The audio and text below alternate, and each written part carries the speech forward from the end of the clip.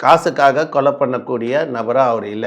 எந்த ஒரு கடை வெங்காயம் தக்காளி போடுறவங்களோ, இல்ல ஏதாவது ஒரு ஃபேக்ட்ரிலயோ, இல்ல எந்த ஒரு அலிகன்ஸ் இல்ல. அப்படிப்பட்ட நபரு நண்பர்களுக்காக மட்டும் தான் கொலை பண்ணியிருக்காரு. கட்ட பஞ்சாயத்து பண்ணதா வரலாறு இல்ல.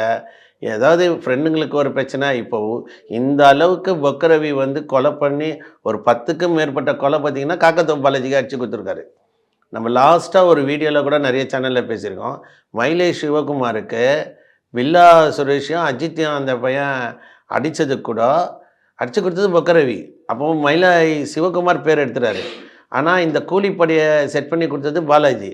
பாலாஜி தான் அடிச்சு குடுத்தாருன்னு நம்ம கூட பேசியிருக்கோம். ஆனா, அந்த களத்தில பாலாஜி இருந்திருக்காரு. ஆனா, பொக்கரவி, பாலாஜி எல்லாம் சேர்ந்து தான் இந்த 2 கொலைய அடிச்சிருக்காங்க. அப்ப என்னன்னா, பாலாஜிக்கே வந்து மிகப்பெரிய ஒரு கமாண்டோ படம் மாரி பொக்கரவி தான் இருந்திருக்காரு. ஏன்னா, எல்லா சீன்லயும் பாலாஜிக்கு எதிரான நபர்கள கொலைய பண்ணி, இன்னைக்கு நண்பர்களால பல கொலைய பண்ணிட்டு, நண்பர்களுக்காக விரோதமாயி, கடைசியில நண்பர்களுக்காகவே விரோதிகள் எல்லாம் ஒண்ணாகி நண்பர்களுக்காகவே ஹாஸ்பிட்டல்ல போய் போலீஸ்ல அடி வாங்கி, கை கால் உடைஞ்சு, கடைசியில நண்பர்களுக்காகவே செத்தாரு.